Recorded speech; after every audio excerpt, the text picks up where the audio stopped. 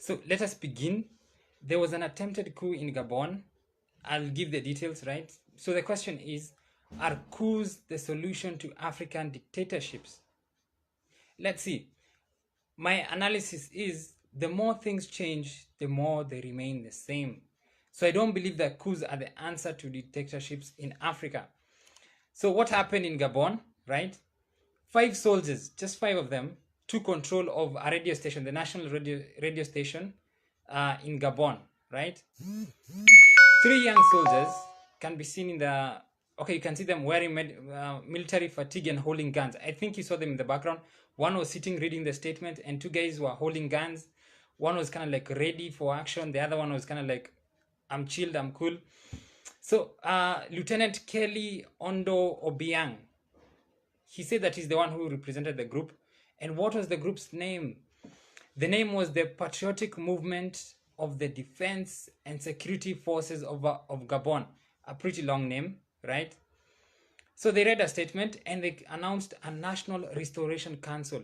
So they believed that they were restoring something. So what were they restoring? We'll check that later. They appealed to young people specifically to take charge of their destiny. And remember, it was just 5 people. So I'm guessing they thought that they would go with some kind of euphoria so that they will gain the support of the young people, because the young people, they have some issues. I'll mention them as we go. But that's what they thought. The insurgents called on soldiers, their fellow soldiers, right, to take control of the transport system, ammunition reserves, and the airports. So already we can see what's important to sort of like a coup d'etat. They want the transport system, control where the people are moving, where they're going, control the airports, like who's moving out of the country, who's coming into the country, and then ammunition reserves, guns, and who can shoot, and all of those things. And they did all of these things, quote unquote, in the interest of the nation, right? And I saw some similarities of this thing to what happened in Kenya. Like, you remember Hezekiah Ochuka? He was a senior private, grade 1. That's the lowest rank, the second lowest rank in the Kenyan military. And this guy was able to stage a coup, the 1982 coup. And these are just 5 guys trying to stage a coup in Gabon. So you can see the discontent is coming from the lower ranks, right? And they believe that they can change. Perhaps it's a foolhardy belief. Perhaps they just want to become new dictators. We don't know. But what we know between these two comparisons is that it started from the bottom. And now they are there. Okay, so what happened in Kenya, right? This guy started the coup at 5:30 a.m. They took a national radio stations in Gabon. In Kenya, at 3 a.m., the coup plotters, they took control of the Kenya Air Force. That's at Eastleigh Air Base, right? It's just outside Nairobi. And then they took control of the Embakasi Air Base by 4 a.m., right? And then after they done that, they went where? To Kenya Broadcasting Corporation, the national broadcasting station, and where they took over, and they had Leonard Mbotela announce that the government has been taken over. I think the exact words were serikali ya Moi imepunduliwa, or something of that kind, right? So again, we see junior officers trying to take control of the country and believing that they're doing it for the interest of the nation, right? Strategic places is that those are their targets. They believe that the euphoria, like the pain that people feel living under that dictator, would propel the people to support them, because you can't rule a country without support from the people. But they saw that the people are not as supportive as they thought they were. Just one more thing to add about the Kenyan coup. Those guys, when they announced on the Kenyan radio, right? Now, these were the soldiers who are talking.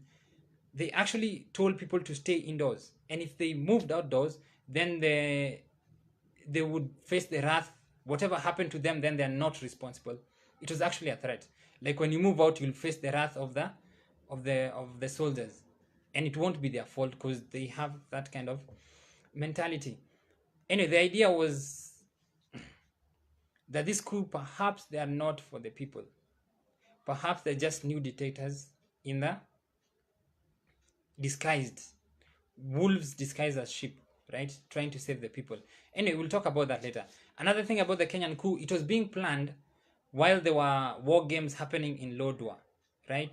So these guys had a strategy. Like junior officers, they thought, right, that since the military heads are in Lodwar, then they could easily take over the government and then they'd surprise them quickly, right? And yeah, that's how they do it. There's another, just to digress a bit, the Japanese general, there was a Japanese general who was leading the army against the US.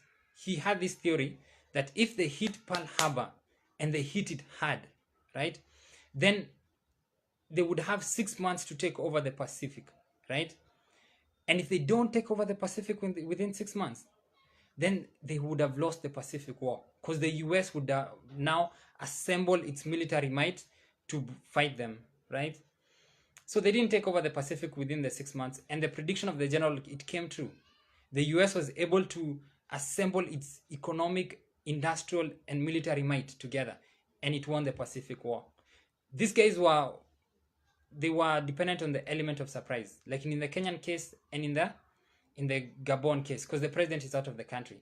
He's in Saudi Arabia seeking treatment, then he's in Morocco recuperating, all of those kind of stuff.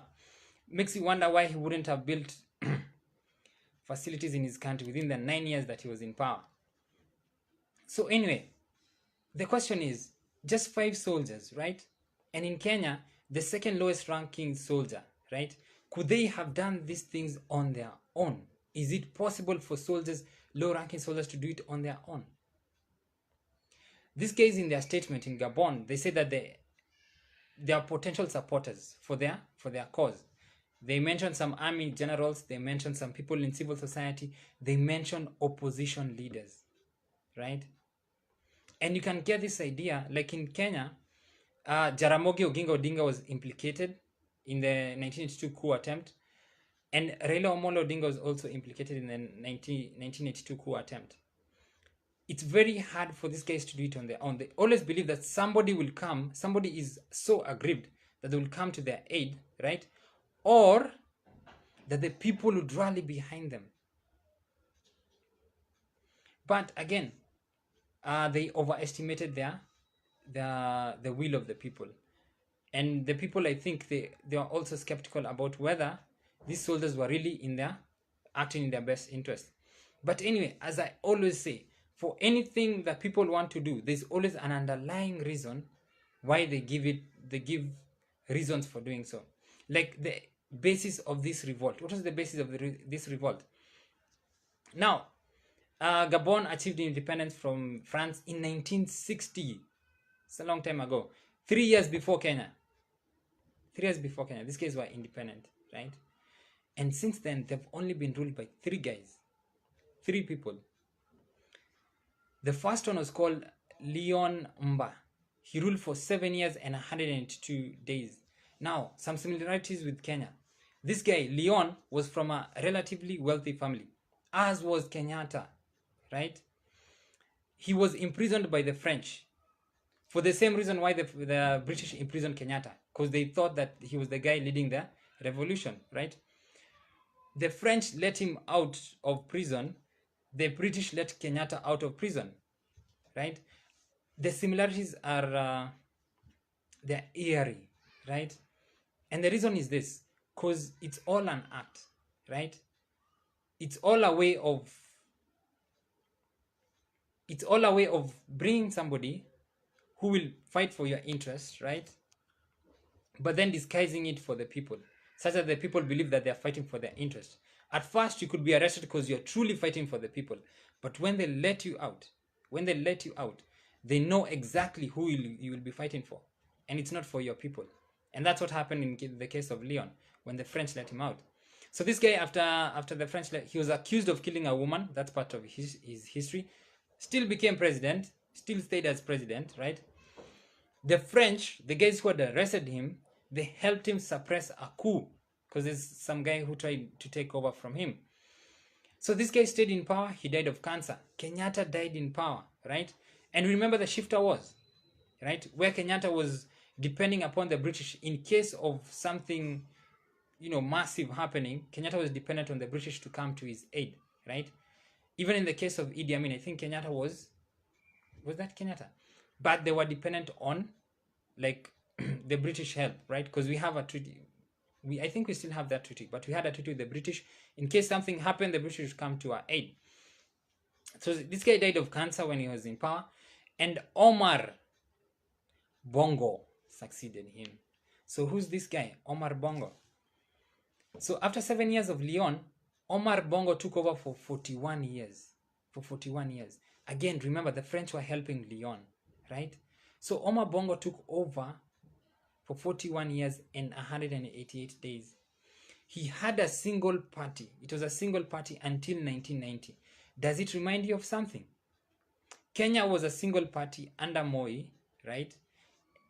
Until 1992, right? It was de jure single party under Kenyatta. Then it became a de facto, I think, mostly under Moi, and then that status ended in 1992, right? If I remember correctly. This guy, Omar Bongo, he's top 6 among the longest serving non-monarch leaders since 1900.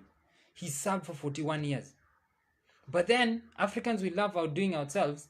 There's a guy in Cameroon who's now serving for 43 years and counting. And counting, right? So he's kind of like, I think, top 5 right now, the Cameroonian guy, in terms of longest serving non-monarch rulers, right?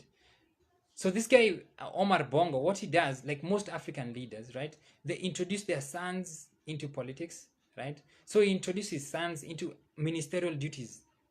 Ministerial, just small duties. And then he died in office also. Just like Leon before him, this guy died in office. And they never give it up. Unless it's a coup or unless they die in office. At least Moi gave it up. So that we can give it to Moi, right?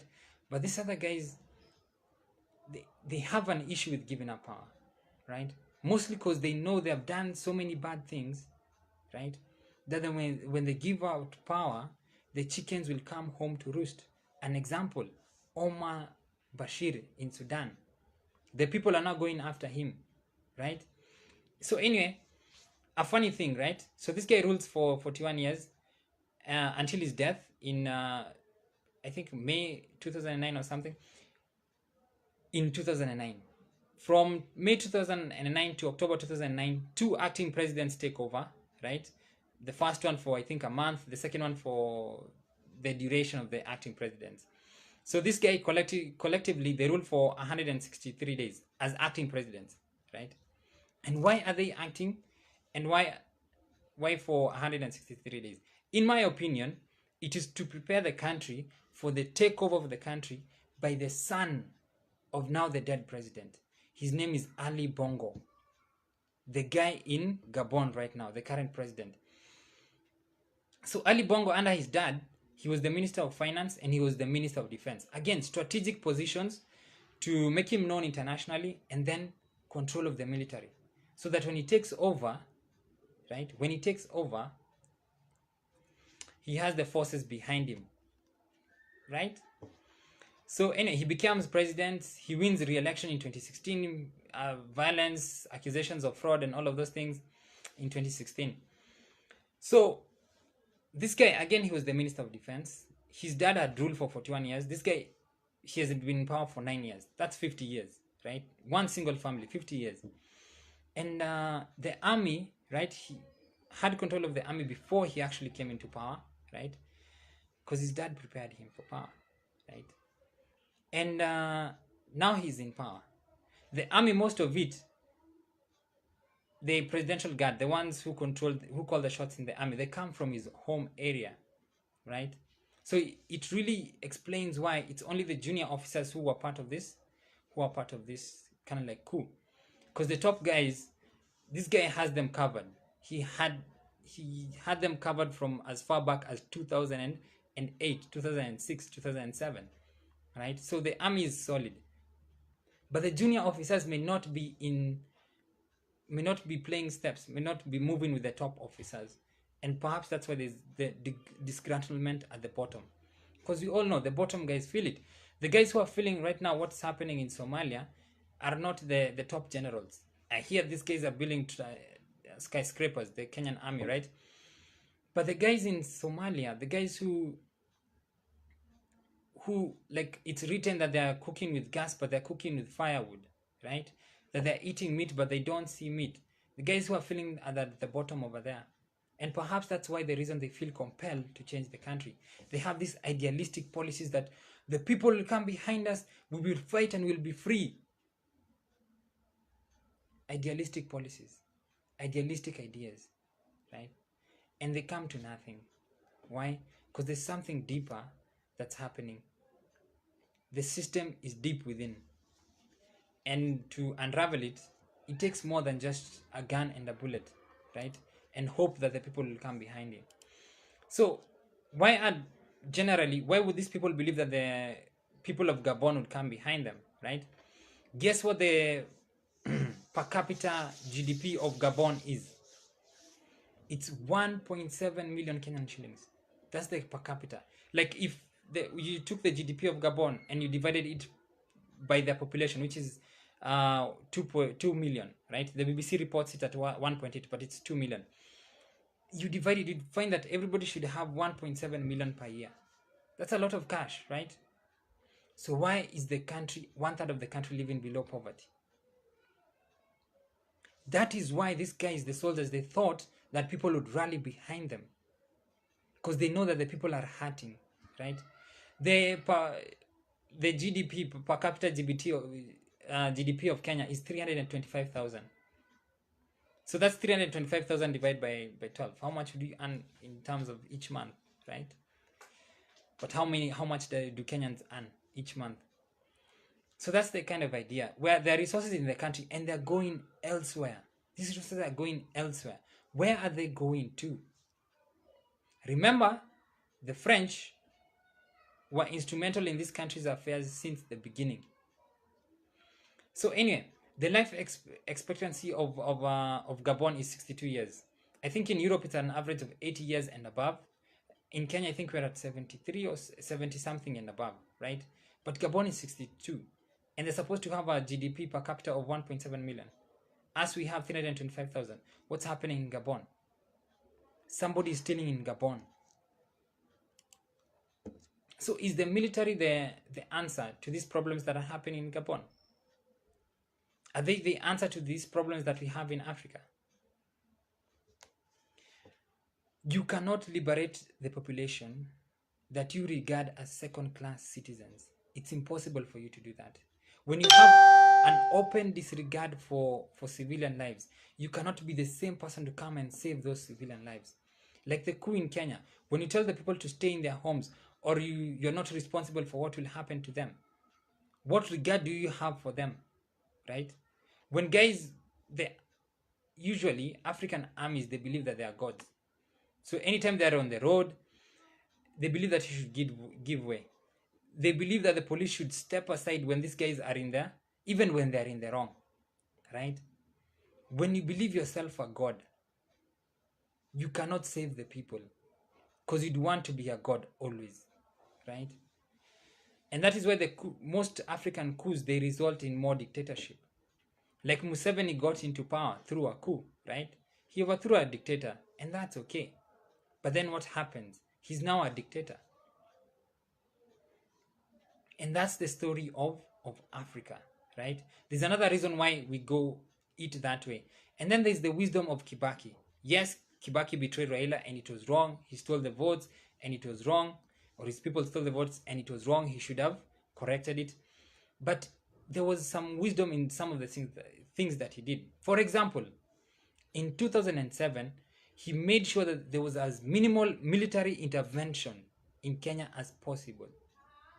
Because once the military gets involved, then things can escalate quickly, right? And that is why these guys, Hezekiah and the guys in Gabon, were depending on. They were depending on things to escalate quickly, for the ball to start rolling and to start rolling uncontrollably, such that by the time the military heads are getting away from Lodwar, or they are getting wind of what is happening, like the president in Gabon who's away, that they would have taken over the country. Because everybody knows when things start going downhill, or when things start escalating, they do it very fast. And so what Kibaki did, he kept the military away from whatever was happening in Kenya. He only depended on the police, and I think the guy his name was Hassan. I can't remember his name, but he tried his best, in my opinion. So I think Kibaki did the right thing there. Again, let's look at Nigeria. Just the other day, this guy is Boko Haram, right, is attacking Nigerian military bases, right? And then response by the Nigerian military is to go after the reporters who are reporting on what Boko Haram is doing to the Nigerian military, instead of going after the guys who are doing that, so that the reports can be positive, right? You get how our military, they work. They don't work by respecting the institutions, by respecting the people. They work by putting themselves as mini gods, right? You can't speak about us, you can't show our shame. Yeah, you can't do all of those things. We must be shown in the perfect light. Remember in Kenya, when there was an attack, I think its name was Alwade. There was military cover-up over military cover-up over military cover-up. Journalists were warned not to speak about that thing. How can you bring forth, let's say, a revolution through the military to encourage freedoms, to encourage democracies, right? When you are suppressing the democracies yourself, when you don't want them to be there. Like in Kenya, you guys want the military to take over for Moi, to bring democracy, and you don't want people to go out in the streets. So what freedom are you bringing to the people, right? When you already have a lineup, and most of the lineup, like in the Kenyan Coup, most of them came from one community, and then just one or two people from the other communities, right? So what are you liberating the people from? Aren't you just installing new dictators? So anyway, just an example. Yes, when you disregard people, you will treat them badly. No ideological foundation. Like most of our military, they don't have an ideological foundation that would support a revolution. Without an ideology to fight for, you'll fight for two things: to survive or to gain material wealth.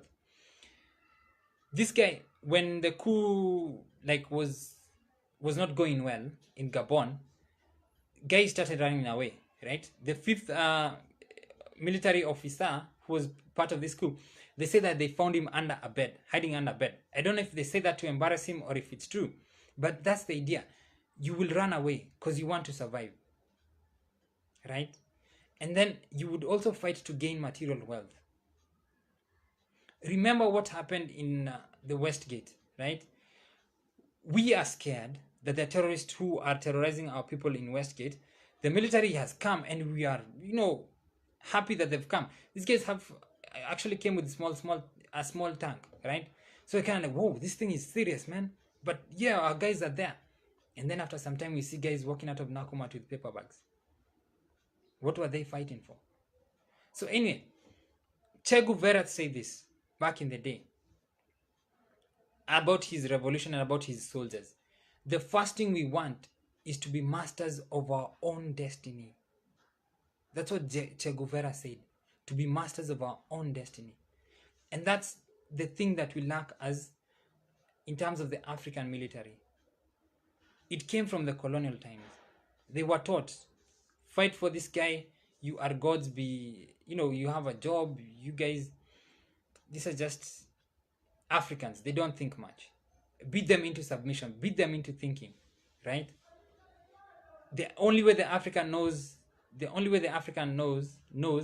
is force. The only way the African knows is force, right? So use that. And that's what they had. They don't have this Che Guevara kind of revolutionary attitude within them, to be masters of our own destiny, right? And Che Guevara was very clear. What is our ideology? This is an exact quote from him.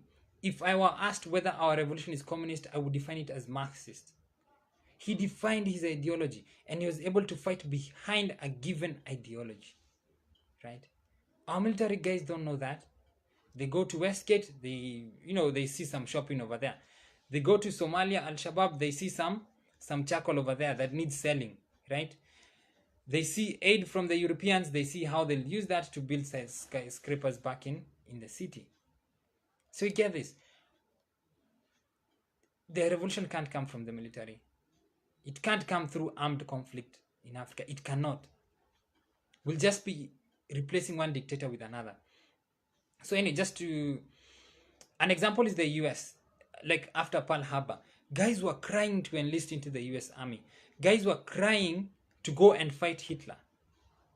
They couldn't imagine sitting around where their fellow soldiers, their fellow guys are out there fighting. And many of them committed suicide because they were told you couldn't go.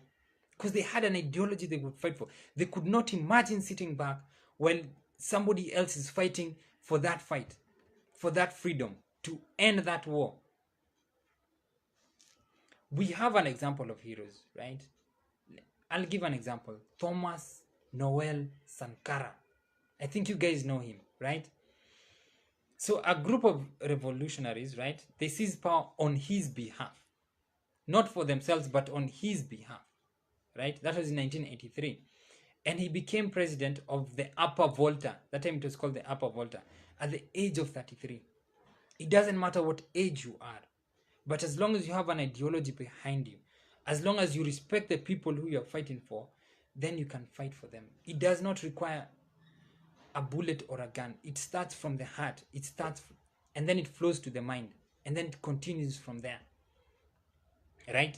But just having a gun, like Ezekiel, the guys in Gabon, it doesn't help. You're just replacing dictators, not changing anything. So when this guy got into power, right, he started reforms immediately. Social, economic, renaming the country from Upper Volta to Burkina Faso. And what does Burkina Faso mean? Land of the upright man. This guy had some ideology behind him. He knew the changes were behind him. And he didn't want the support of the French. He was really, really trying to move Burkina Faso now, right, formerly Upper Volta, away from the French colonial rule. And what were these guys doing? Lyon, after gaining power, he cozied up with the French, right? Bongo, he cozied up with the French. I'll give a quote on that just in a few minutes, in a minute, right? And what happened? He alienated the French. He alienated Ivory Coast, which was a friend of the French. And what happened? A coup against him. And the principal reason cited for that coup was the deteriorating relationships with the French and Ivory Coast. The coup was not on behalf of the people. Even though Sankara his friends had done a coup on behalf of the people. They saw this guy and they saw that installing him would change the country. Because he had an ideology. He had the heart and he had the mind for it, right? So anyway, Big Brother is always watching, right? And the Omar Bongo, the father of Ali Bongo right now in Gabon, he actually said this: Gabon without France is like a car with no driver. So Gabon will always need France, because otherwise it do not have a driver. So who's driving Gabon? It's the French who are driving Gabon. So if you see Gabon is poor, who is part of the people who are making Gabon poor? It is the French. The same ones who have condemned this coup. They talk a lot of good things. But are they good people? We are not free as Africans. Right now, China is here. If they want to bring our fish here, they will bring our fish here, regardless of what our president says. If we don't allow them to bring fish here, then they just stop funding us.